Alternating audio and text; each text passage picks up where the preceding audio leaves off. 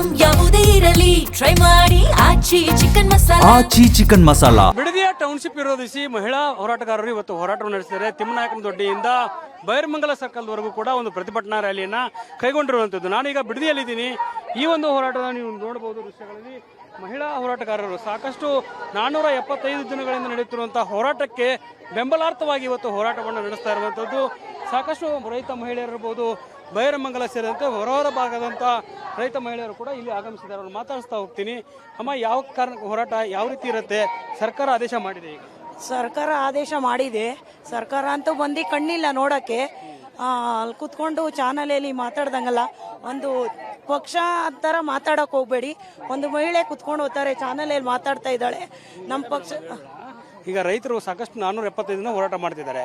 ಸರ್ಕಾರ ಇದೆಲ್ಲದರ ನಡುವೆಯೂ ಕೂಡ ಒಂದು ಆದೇಶವನ್ನು ಮಾಡ್ತಾ ಇದೆ. ಎಷ್ಟು ಮಟ್ಟಿಗೆ ಸರಿ ಇತ್ತು? ಇದು ತಪ್ಪು. ಇಲ್ಲಿ ಬಂದು ಏನು ನೋಡ್ದಿರಾ ಮಾಡ್ದಿರಾ ಇಷ್ಟು ಜನ ಇದು ಕೊಟ್ಟವ್ರೆ. ಏನಪ್ಪ 5% ಇದ್ದಾರೆ ಅಷ್ಟೇ ಒಪ್ಕೊಳ್ದೆ ಹೋದವ್ರು ಅಂತ ಹೇಳ್ತಾ ಇದ್ದಾರೆ. 5% ಯಾರು ಇಲ್ಲಿ ಬಂದು ನೋಡಬೇಕು ಸ್ಥಳಕ್ಕೆ, ನಮ್ಮ ಹೋರಾಟದ ಸ್ಥಳಕ್ಕೆ ಬಂದು ನೋಡಿದಾಗ ಎಷ್ಟು % ಅಂತ ತೋರಿಸ್ತೀವಿ ನಾವು. ಯಾರು ರೈತರಲ್ಲ ಅಂತಾರೆ ಡಿ ಕೆ ಶಿವಕುಮಾರ್ ಅವ್ರು ಹೇಳ್ತಾರೆ ಬಂದು ನೋಡ್ಬೇಕು, ಇಲ್ಲಿ ಗೊತ್ತಾಗುತ್ತೆ.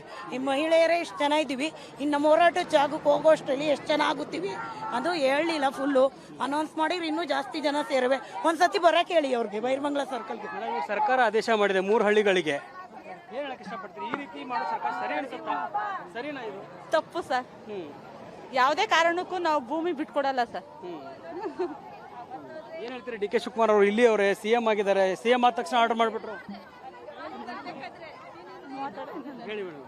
ಅವರು ಸಿಎಂ ಆದ ತಕ್ಷಣ ಮುಖ್ಯಮಂತ್ರಿ ಆದವರು ಜನಗಳ ಕಷ್ಟ ಸುಖ ಏನನ್ನೋದನ್ನ ಅವರು ಅರ್ಥ ಮಾಡಿ ಸಮಸ್ಯೆ ಏನಿದೆ ಅನ್ನೋದನ್ನ ತಿದ್ ಮಾಡಬೇಕು. ಏಕಾಏಕಿ 3 ಹಳ್ಳಿಗೆ ಅವರು ಇರೋದು 26 ಹಳ್ಳಿಗಳು ಭೂಸ್ವಾಧೀನಕ್ಕೆ ಒಳಪಟ್ಟಿರೋದು. ಅವ್ರು ಅಕ್ವೇರ್ ಮಾಡಬೇಕು, ಅಧಿಸೂಚನೆ ಹೊರಡಿಸಬೇಕಾದ್ರೆ 26 ಹಳ್ಳಿನೂ ಮಾಡಬೇಕಿತ್ತು.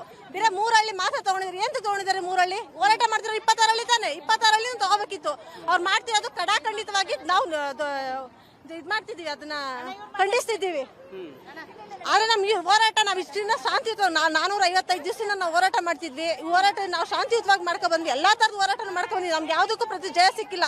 ಇನ್ನೇನೇ ಹೋರಾಟ ಇದ್ರೆ ನಮ್ಗೆ ಏನಿದೆ ವಿಧಾನಸೌಧಕ್ಕೆ ಮುಖ್ಯ ಹಾಕೋ ಕೆಲಸ ಮಾಡ್ತಿದ್ವಿ. ಅದು ಯಾರೇ ಬಂದ್ರು ಏನೇ ಆದ್ರೂ ನಮ್ಮ ಹೋರಾಟ ತಡಿಯಕ್ಕಾಗಲ್ಲ. ಪ್ರಾಣ ಬೇಕಾದ್ರೆ ಹೋಗ್ಲಿ, ನಾವು ಭೂಮಿಗೋಸ್ಕರ ನಮ್ಮ ಪ್ರಾಣ ತ್ಯಾಗ ಮಾಡಕ್ಕೂ ರೆಡಿ ಇದೀವಿ. ಆದ್ರೆ ಭೂಮಿ ಮಾತ್ರ ನಾವು ಬಿಟ್ಕೊಡಕ್ ತೆಗಿಲ್ಲ. ಹೋರಾಟ ಮಾತ್ರ ಇನ್ನೂ ಉಗ್ರವಾಗಿರುತ್ತೆ. ಸಿಎಂ ಮುಖ್ಯಮಂತ್ರಿ ಸಿಎಂ ಡಿ ಕೆ ಶಿವಕುಮಾರ್ ಅವರು ಇನ್ನಾರು ಜನಗಳ ಕಷ್ಟ ಸುಖ ಸ್ಪಂದನೆ ಮಾಡಿ ದಯವಿಟ್ಟು ಜನಗಳ ರೈತರನ್ನ ಬದುಕಿಸೋ ಕೆಲಸ ಮಾಡಿ. ದಯವಿಟ್ಟು ರೈತರ ಸಮಾಧಿ ಮೇಲೆ ಇದನ್ನ ನಿಂತ್ಕೋಬೇಡಿ. ಯಾವುದೇ ಕಾರಣಕ್ಕೂ ರೈತರನ್ನ ಎದುರಾಕೋಬೇಡಿ. ರೈತರನ್ನ ಎದುರಾಕೊಂಡಿರೋ ಸರ್ಕಾರ ಯಾವುದೇ ಉಳಿದಿಲ್ಲ. ಅದ್ರ ರೈತರು ನಿಮ್ಗೆ ಎದುರಾಕೊಂಡ್ರೆ ನಿಮ್ ಸರ್ಕಾರ ಉಳಿಸೋದು ಕೆಲವೇ ಕ್ಷಣದಲ್ಲಿ ಉಳಿಸ್ತೀವಿ. ನಿಮ್ ಅಧಿಕಾರ ನಾವು ಸ್ಟ್ರೈಕ್ ಅಂತಾನೆ ಬಂದಿದ್ದೀವಿ. ರೈತರ ಪರವಾಗಿ ಹೋರಾಡ್ತಾ ಇದ್ದೀವಿ. ನಾವು ಇಲ್ಲಿ ನ್ಯಾಯ ಬೇಕು. ಎಷ್ಟೇ ಕಷ್ಟ ಆಗಲಿ ನಾವು ಹೋರಾಡ್ತೀವಿ. ನಾವು ನಮ್ಮ ಹಕ್ಕನ್ನು ನಾವು ಕಿತ್ಕೊಳ್ಳೋಕ್ಕಾಗಲ್ಲ. ಸೊ ಅವ್ರು ಎಷ್ಟೇ ಭೂಮಿ ಇದ್ರೂ ನಮಗೆ ಬೇಕೇ ಬೇಕು.